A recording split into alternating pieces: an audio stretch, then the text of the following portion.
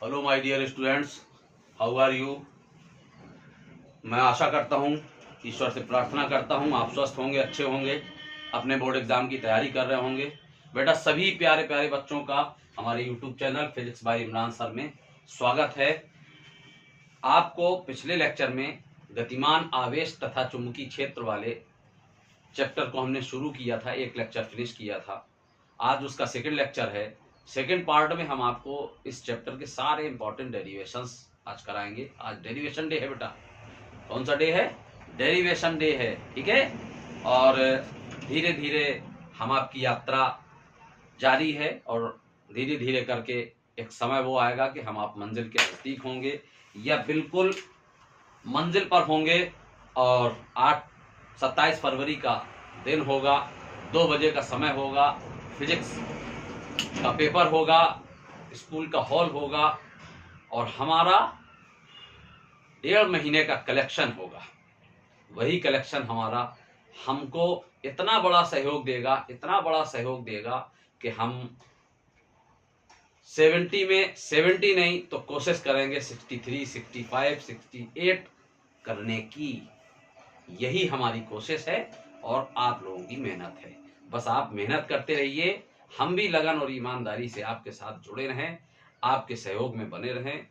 इसी तरह यात्रा चलती रहेगी और मंजिल हमारे करीब आ जाएगी और हो सका तो बेहतरीन मंजिल दिखाई देगी सामने।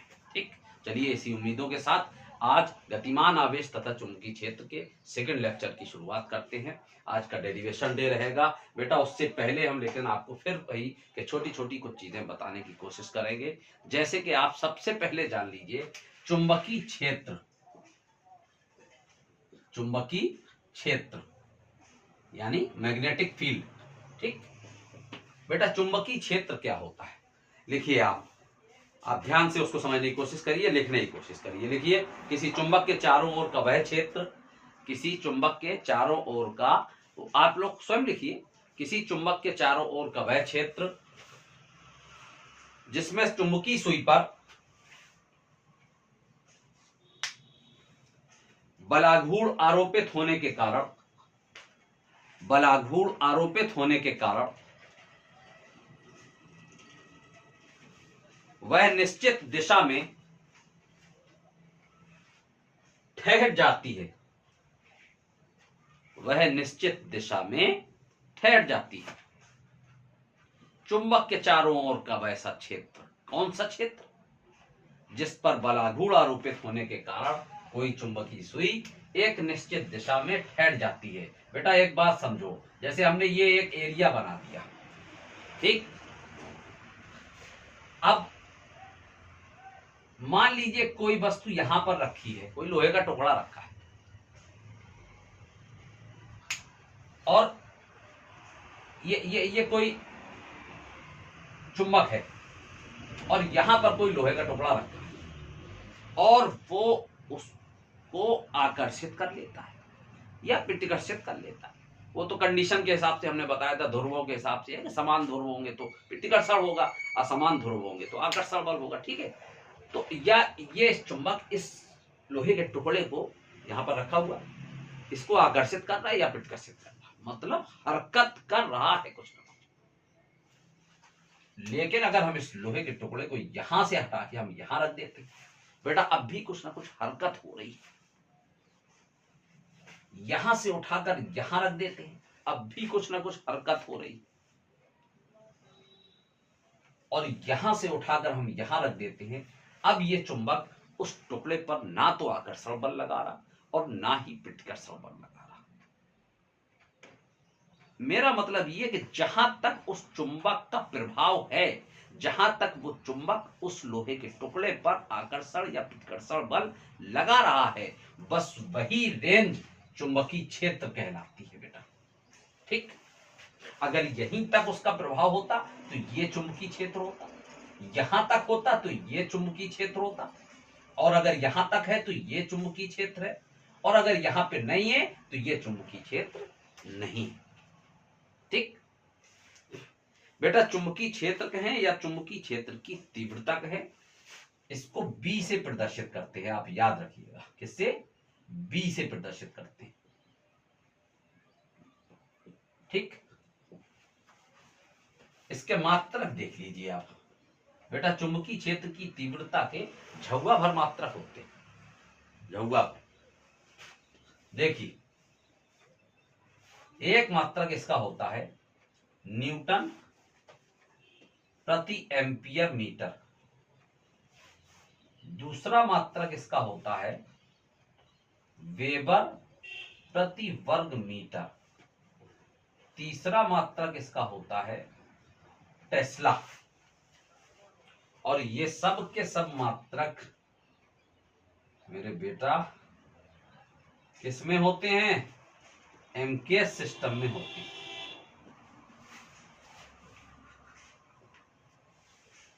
एक मात्रक इसका और होता है गॉस।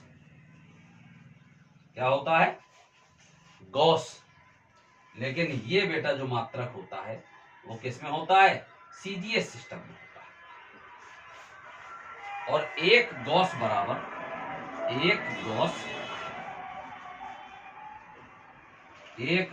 बराबर 10 की घात -4 टेस्ला होता है। इसको भी आप याद रखिएगा,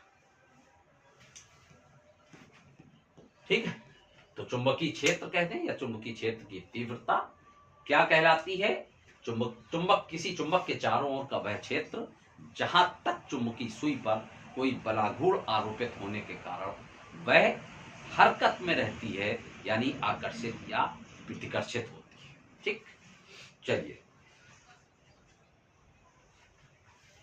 इसको हम इरेज कर दें।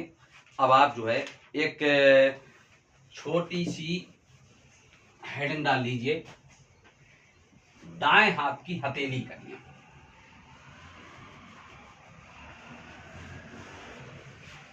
दाएं हाथ की हथेली का नियम।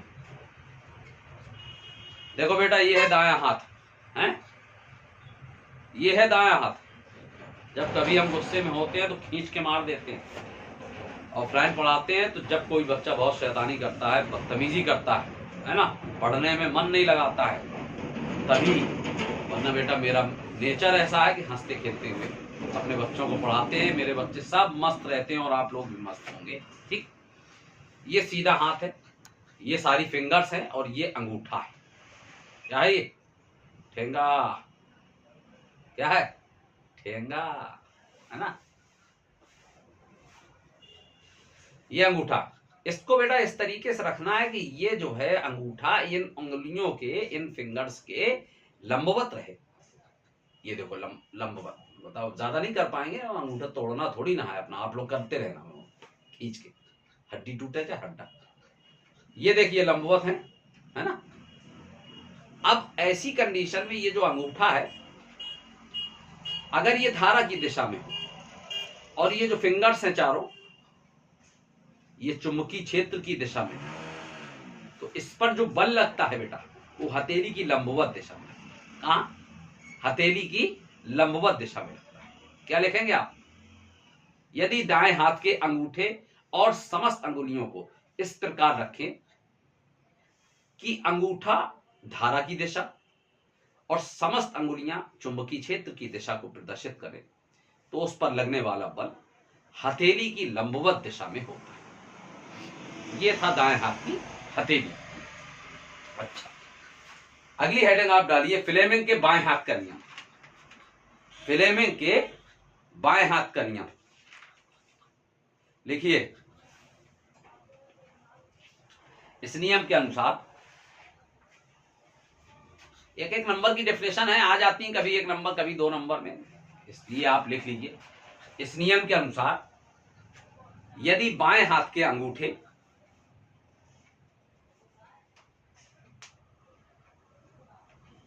एक मिनट पहले आप यहां देखें, यह है बायां हाथ। बेटा समझ लें आप सब कुछ। इसको अंगूठा कहते हैं, ठेंगा, इसको तर्जनी कहते हैं, इसको मध्यमा कहते हैं, बाकी आप जाने, अनिष्का, कनिष्का, अनुष्ठा सब आप जाने अनाम का। ठीक है, ये अंगूठा हमारे पास इन 3 का काम है, इनका कोई मतलब नहीं, अनाम का फलाम का। बेटा कोई बेटी ऐसी ना हो जिसका नाम अनाम का हो। आई एम सॉरी, है ना, आपसे हम माफी चाहते हैं। मतलब हमारे लिए बच्चियां सब समान हैं। जितनी भी बेटियां हमसे पढ़ रही हैं वो हमारे लिए सब एक नज़र में हैं। लेकिन थोड़ा सा आपको हम इस तरह से कह गए नाम का फ्राम कर, इसका नाम होता है बेटा, ठीक, अंगुलियों में नाम होता है। इसलिए आपकी किस्मत है, आप खुशनसीब हैं जो आप हाथ की अंगुलियों में गिने जाते हैं। इससे अच्छा नसीब, इससे अच्छा लक किसका हो जिसका नाम अनाम का होगा। चलिए,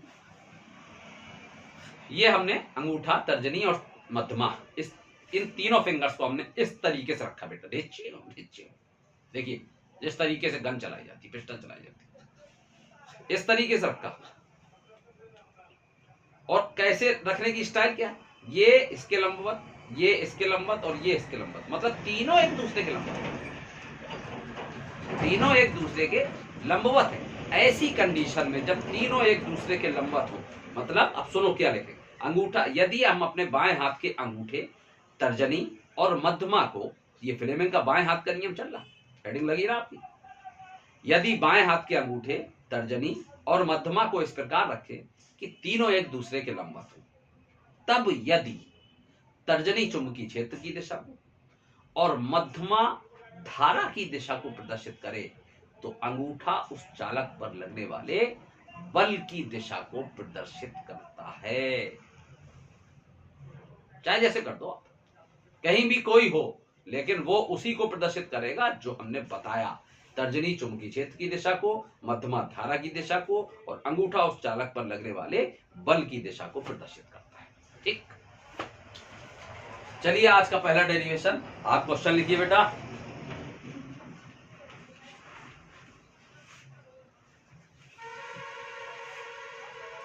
लिखिए, किसी धारावाही वृत्ताकार लूप या कुंडली के केंद्र पर चुंबकीय क्षेत्र के लिए व्यंजक प्राप्त कीजिए।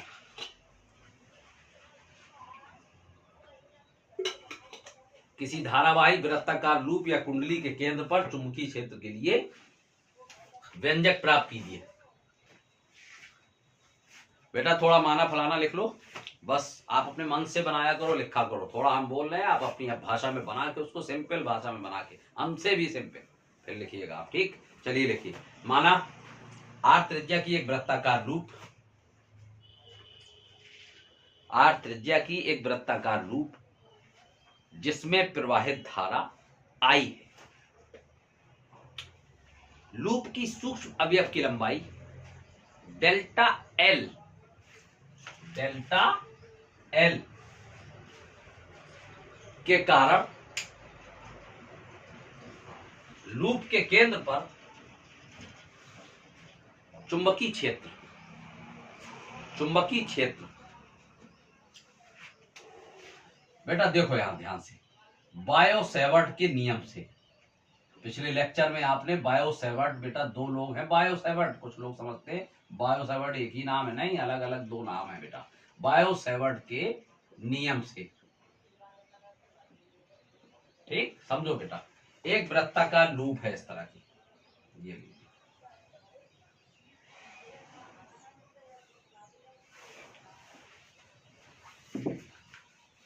वृत्ताकार कहां बनी? अरे व्रत बनाओ। एक तो आर्टिस्ट की बहुत जरूरत होती है भाई, आर्टिस्ट होना भी चाहिए, आर्टिस्ट भी होना चाहिए इंसान। बन जा बेटा। चल, ये बेटा एक वृत्ताकार लूप हो गई, ये।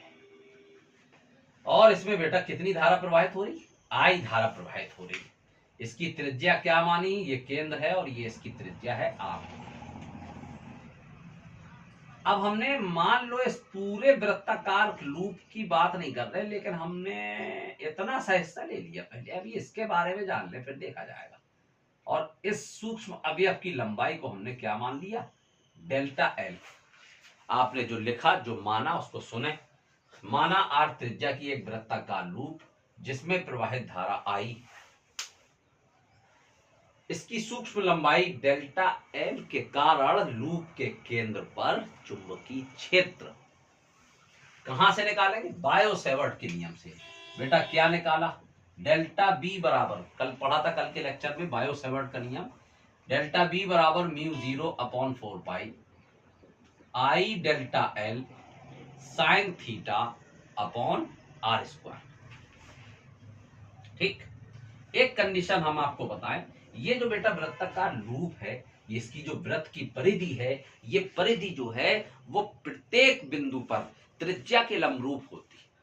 प्रत्येक बिंदु पर, इस बिंदु पर, इस बिंदु पर, इस बिंदु, किसी भी पॉइंट पे त्रिज्या के लंबरूप होती है। कंडीशन आप लगाइए, चूंकि चूंकि परिधि परिधि प्रत्येक बिंदु पर त्रिज्या के लंब रूप होती है। ठीक है, लंब रूप होती है ना? इसका मतलब क्या हुआ? अर्थात थीटा बराबर 90 डिग्री। अब बेटा जब हम थीटा बराबर 90 डिग्री रख देंगे तब डेल्टा बी बराबर क्या हो जाएगा? Mu 0/4 pi into I delta L sign 90, theta की जगह 90 रख दो, और बटे आर स्क्वायर, और साइन 90 का मान 1 होता है। तो डेल्टा बी बराबर क्या आ गया? Mu 0/4 pi into I delta L upon R square, sine 90 का मान 1 हो गया। ये बेटा हमने निकाला है लूप की सूक्ष्म अवयव की जो लंबाई थी डेल्टा एल, यहां से यहां तक, इसका चुंबकीय क्षेत्र। अगर हम पूरी लूप का चुंबकीय क्षेत्र निकालें, कोई दिक्कत नहीं। क्या दिक्कत है भाई? पूरी लूप का चुंबकीय क्षेत्र, बेटा जब हम पूरी लूप का चुंबकीय क्षेत्र निकालेंगे, बात समझना ध्यान से, डेल्टा बी निकाला है केवल इतने का, और फिर आगे फिर एक छोटा सा हिस्सा ले लो, फिर उसका भी डेल्टा बी, फिर छोटा सा एक हिस्सा डेल्टा बी, उसका भी, फिर यहां तक निकाला, उसका भी डेल्टा बी, ऐसे ही निकालते चले गए। तो delta B delta B delta B, छोटे छोटे भागों का चुंबकीय क्षेत्र निकालते पूरी परिधि बन गई, पूरी लूप बन गई। और जब पूरी लूप का चुंबकीय क्षेत्र बेटा निकालेंगे तो फिर ये जो डेल्टा लगा, डेल्टा किस बात का प्रतीक होता? यानी थोड़े से हिस्से का चुंबकीय क्षेत्र निकाल ले तो बेटा थोड़ा ही सा निकला, और जब हम कंप्लीट निकालेंगे तो डेल्टा हटा देंगे, तो B बराबर क्या हो जाएगा? Mu 0/4 pi. मेरी बात को समझना बेटा यहां आराम से, I delta L upon R square, ये तो एक ही हिस्से का निकला, इसी तरह दूसरे हिस्से का निकलेगा, प्लस तीसरे हिस्से का निकलेगा, प्लस चौथे हिस्से का भी यही निकलेगा, प्लस ऐसे निकालते चले जाएंगे, पूरी लूप बन जाएगी। तो मतलब सारे हिस्सों के चुंबकीय क्षेत्र का योग करेंगे आप, और योग का मतलब होता बेटा क्या? सिग्मा। तो इन सब में आप सिग्मा लगा दीजिए। ठीक, पहले हिस्से का प्लस यही दूसरे हिस्से का प्लस यही तीसरे हिस्से का, ऐसे ही निकालते चले जाएंगे तो सारे हिस्सों के चुंबकीय क्षेत्रों का योग हो गया, यानी सिग्मा लगा दिया। तो बी बराबर, बेटा अगर हम देखो म्यू 0/4 पाई एक कांस्टेंट वैल्यू होती है, इसको बेटा कभी ना डिस्टर्ब करो। उसमें जो धारा प्रवाहित हो रही वही होगी। आर जो उसकी त्रिज्या है, जो बेटा जितनी त्रिज्या का वृत्त लिया उतना ही रहेगी, घटना बढ़ना नहीं है। लेकिन डेल्टा एल जो है वो बेटा इस भाग की बात हो रही, और इसी तरह के दूसरे भाग में हम पहुंचे, फिर तीसरे भाग में, फिर चौथे में, फिर पांच, तमाम भाग लिए। तो सारे भागों का जब हम योग करेंगे तो क्या कहेंगे? Sigma delta L. तो मेरा मतलब ये सिग्मा उठा के यहां लगा दो, और जब हम इस भाग को प्लस इस भाग को प्लस इस भाग को प्लस इस भाग को प्लस इस भाग को प्लस इस भाग को, जब सारे भागों की लंबाई को जोड़ देंगे तो वो क्या बन जाएगी? पूरी लूप, यानी पूरी परिधि बन जाएगी ना। और परिधि का सूत्र बेटा क्या होता? 2πr। तो हम सारी लंबाइयों के योग को क्या कहेंगे? 2πr, 2π आई अपॉन आर स्क्वायर, और सारी लंबाइयों के योग को क्या कहेंगे? 2πr। बेटा पाई से पाई कट गया, आर से एक आर कट गया, 2 दूनी 4 हो गया, तो बी बराबर हो गया म्यू 0 अब इंटू आई बचा ऊपर, है ना, और अपॉन देखो क्या क्या कटा, पाई कट गया, 2 दूनी 4 2 बचा, आर से आर स्क्वायर कट गया, आर बचा। ये होता है बेटा किसी लूप के केंद्र पर चुंबकीय क्षेत्र। अब अगर क्वेश्चन में, परीक्षा में क्वेश्चन इस तरह आ जाए कि लूप नहीं बल्कि कुंडली है, ठीक, तो एक लाइन आप और पढ़ा देना, लूप और कुंडली में क्या फर्क होता। आपने इस तरीके से एक राउंड कर दिया, वो लूप हो गई, और लूप के ऊपर फिर दूसरा राउंड, फिर एक तीसरा राउंड, फिर एक चौथा राउंड, तो इस तरीके से गोले खींचते जाएंगे आप, जैसे परमाणु में खींचे जाते हैं, पहली कक्षा फिर दूसरी कक्षा फिर तीसरी फिर चौथी, है ना, तो ये एक लूप बन जाती है, ओ सॉरी, ये एक कुंडली बन जाती है। कुंडली को इंग्लिश में कॉइल बोलते हैं, है ना। अब बेटा कॉइल कैसे बनाई जाती है, कॉइल कैसे बनाई जाती है, पंखा भरा जाता है तो कई राउंड लगाए जाते हैं उसमें, तार के कई फेरे लगाए जाते हैं। एक इस तरह की ऐसे रॉड होती है लोहे की, और उसके ऊपर तांबे का तार लपेटा जाता है। बेटा जब ट्रांसफार्मर आएगा तब हम बताएंगे आप, ये तांबे का तार लपेटा जाता, तो कई राउंड लगा दिए तो वो लूप की जगह कुंडली हो गई, कॉइल बन गई, है ना।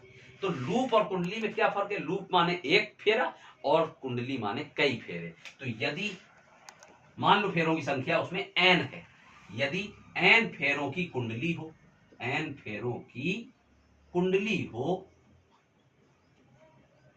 तो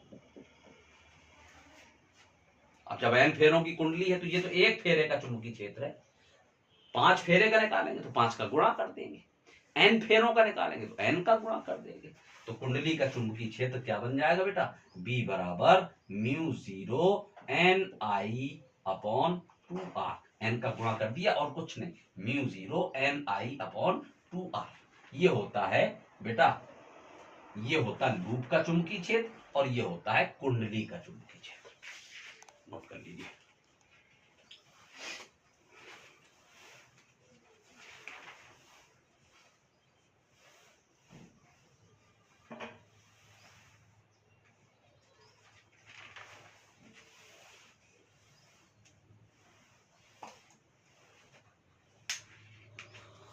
चलिए आप हेडिंग डाल लीजिए, लॉरेंज बल, एक नंबर की एक छोटी सी हेडिंग, इसके बाद फिर आपको एक डेरिवेशन, है ना, हल्का सा ब्रेक लीजिए, फिर एक चलते हैं डेरिवेशन में।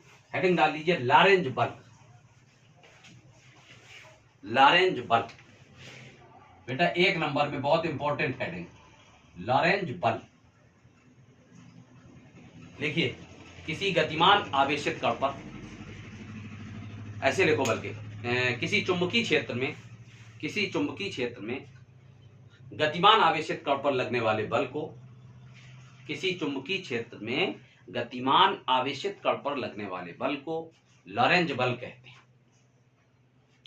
किसी चुंबकीय क्षेत्र में गतिमान आवेशित कण पर लगने वाले बल को लॉरेंज बल कहते हैं, ठीक बेटा। अब लॉरेंज बल का सूत्र क्या होता वो भी देख लो, F बराबर Q V B sine theta, ठीक, F बराबर Q V B sine theta.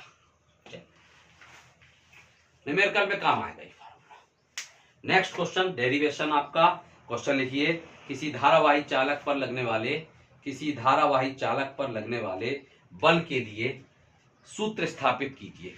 किसी धारावाही चालक पर लगने वाले बल के लिए सूत्र स्थापित कीजिए। लिखिए माना फलाना, थोड़ा सा आप लिख लीजिए जल्दी जल्दी। लिखिए माना L लंबाई का एक धारावाही चालक जिसके अनुप्रस्थ काट का क्षेत्रफल A, चालक में मुक्त इलेक्ट्रॉनों की संख्या n तथा अनुगमन वेग Vd है।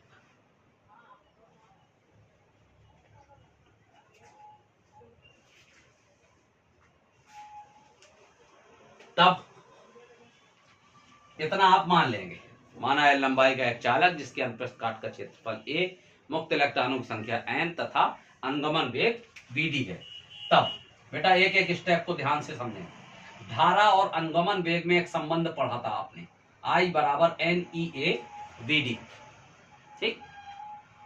ये होता है ना, अभी काम आएगा ये। अब आप देखिए L लंबाई का एक चालक है, मान लीजिए इस तरीके का कोई चालक है, इसमें तमाम मुक्त इलेक्ट्रॉन है ना, इलेक्ट्रॉनों की संख्या कितनी मान ली N। तो एक इलेक्ट्रॉन पर देखें आप कितना बल लग रहा बेटा, एक इलेक्ट्रॉन पर बल, एक इलेक्ट्रॉन पर बल, उसको हम F1 मान लें, अभी हमें जरूरत पड़ेगी ना और बल की, उसको हम F1 मान लें। और बेटा इलेक्ट्रॉन गतिमान आवेशित कण होता है, कक्षा के चारों ओर घूमता रहता है ना इलेक्ट्रॉन, और आवेशित भी होता है, तो गति भी कर रहा और आवेशित भी होता, तो गतिमान आवेशित कण हुआ। और लॉरेंज बल अभी आपने पढ़ा, तो उसमें क्या पढ़ा कि किसी गतिमान आवेशित कण पर लगने वाले बल को लॉरेंज बल कहते हैं। तो इसका मतलब जब इलेक्ट्रॉन भी गतिमान आवेशित कण है तो इस पे जो बल लगेगा वो कौन सा बल होगा बेटा, Q V B sine theta. ध्यान देना, Q V B sine theta, तो क्यू का मतलब आवेश। अब इलेक्ट्रॉन पर बल निकाल ले तो इलेक्ट्रॉन का आवेश तो स्मॉल ई होता है, v माने वेग, तो कौन सा वेग बेटा, इलेक्ट्रॉनों का अनुगमन वेग, इलेक्ट्रॉनों के वेग को तो अनुगमन वेग माना आपने, है ना।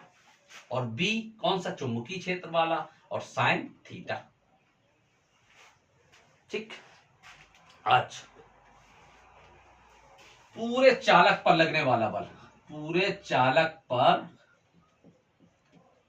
बल F बराबर, बेटा एक बात समझो, पूरे चालक में इलेक्ट्रॉनों की संख्या कितनी, एक इलेक्ट्रॉन पर लगने वाला बल निकला ये तो। अब पूरे चालक में कितने इलेक्ट्रॉन है, n। एकांक आयतन में इलेक्ट्रॉनों की संख्या n है, जबकि आयतन क्या होता है, यहां पे इस स्टेप को समझना ध्यान से।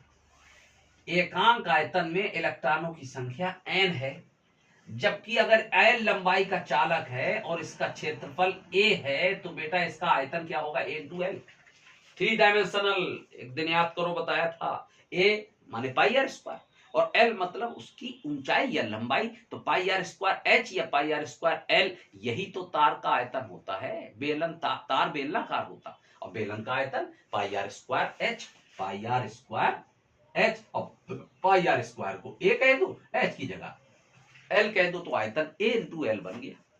अब एकांक आयतन में इलेक्ट्रॉनों की संख्या n है, तो जब पूरे आयतन में निकालेंगे, कितना है पूरा आयतन, a इंटू एल, पूरे आयतन में निकालेंगे तो गुणा कर दो a l का, n a l बना इलेक्ट्रॉनों की संख्या। तो बेटा एक इलेक्ट्रॉन का बल इतना है, और जब पूरे इलेक्ट्रॉनों पर बल निकालेंगे, है ना, तो इतने का गुणा नहीं करेंगे, ठीक। तो क्या करेंगे, n पूरे कुल इलेक्ट्रॉन मान लिए इनटू एक इलेक्ट्रॉन पर बल। बात समझो पहले अच्छे से, एक इलेक्ट्रॉन पर बल कितना है, इतना, और मान लो इलेक्ट्रॉनों की संख्या n है, तो n इलेक्ट्रॉनों पर बल कितना होगा, n का गुणा कर दिया। जबकि रियल में ये इलेक्ट्रॉनों की संख्या कितनी है, n इंटू ए एल। तो F बराबर n की जगह रखो n a l into E V D B sine theta. बेटा सबको हम समेट रहे, ध्यान देना, n है, e है, a है, vd है, बस बस बस बस, ज्यादा आगे ना बढ़ो, और इसको स्पेशल कर दो, बाकी बचा खुचा जो वो भी लिख दो। क्या बचा, l बचा, b बचा, साइन थीटा बचा, ठीक। बेटा धारा तथा अनुगमन वेग में संबंध, इसको हम I कहेंगे ना, तो F बराबर हो गया ILB साइन थीटा। ये होता है किसी धारावाही चालक पर लगने वाला बल।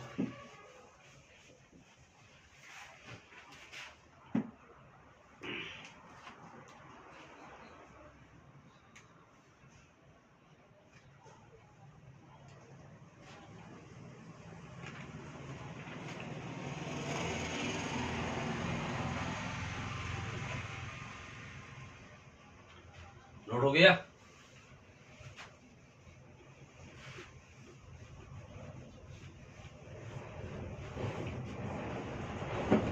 चलिए भाई एक क्वेश्चन और हो जाए, एक डेरिवेशन और। देखिए क्वेश्चन, दो समांतर धारावाही तारों के बीच लगने वाले बल के लिए व्यंजक प्राप्त कीजिए। दो समांतर तथा धारावाही तारों के बीच लगने वाले बल के लिए व्यंजक प्राप्त कीजिए।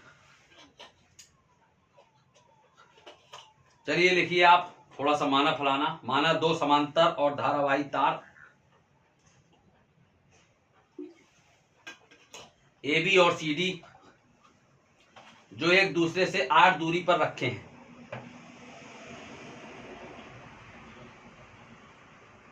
जिनमें प्रत्येक की लंबाई L है,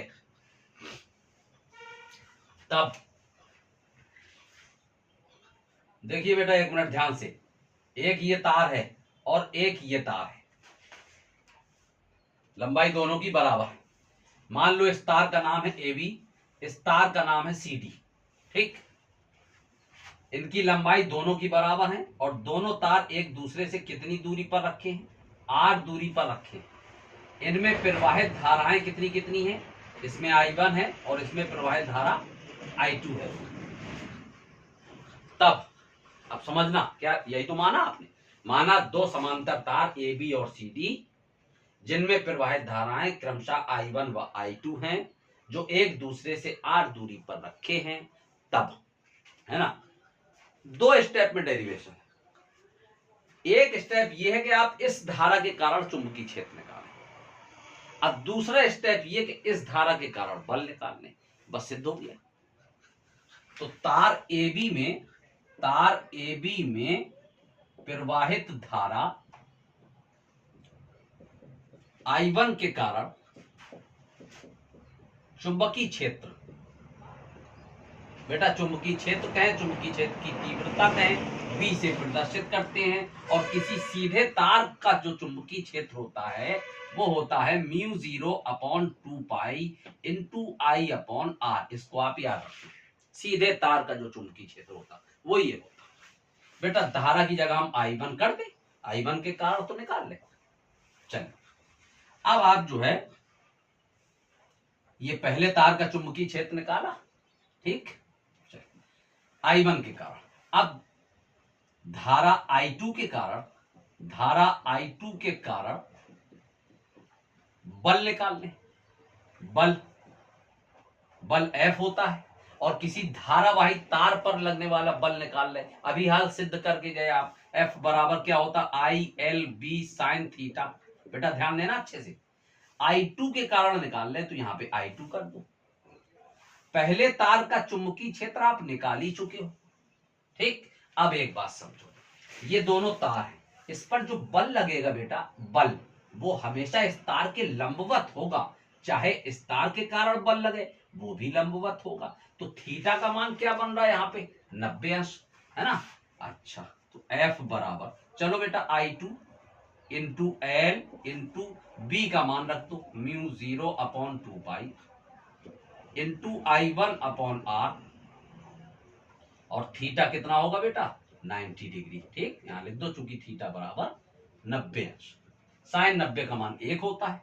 तो F बराबर क्या हो गया? μ0/2π, कांस्टेंट को पहले लिख लो, × I1 I2 L/r। ये होता है बेटा दो समांतर और धारावाही तारों के बीच लगने वाला बल। अगर दोनों तारों में धारा समान हो तो बेटा I1 और I2 की जगह हम I रखते हैं, ठीक। अगर दोनों तारों में धारा एक ही दिशा में प्रवाहित हो रही हो, एक नंबर में क्वेश्चन पूछा जाता है, तो बेटा किस प्रकार का बल होगा? आप आंसर में लिख देंगे आकर्षण बल। अगर दोनों तारों में धारा विपरीत दिशा में प्रवाहित हो रही तो किस प्रकार का बल होगा? तो आप बेटा आंसर में लिख देंगे प्रतिकर्षण बल होगा।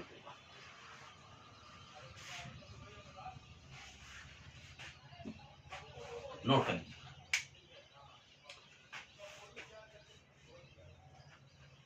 चलिए बेटा, इस तरह से आपका चैप्टर आज फिनिश हो गया, डेरिवेशन पूरे हो गए। और आने वाले नए लेक्चर में, तीसरे पार्ट में, इस चैप्टर के हम सारे इंपॉर्टेंट डेरिवेशन कराएंगे, सारे इंपॉर्टेंट न्यूमेरिकल्स कराएंगे। तब तक के लिए बेटा आप लोग अपनी तैयारी करिए, स्वास्थ्य का ध्यान रखिए, मस्त रहिए, अपनी पढ़ाई पे बस फोकस करिए। और मिलते हैं नए लेक्चर में न्यूमेरिकल्स के साथ।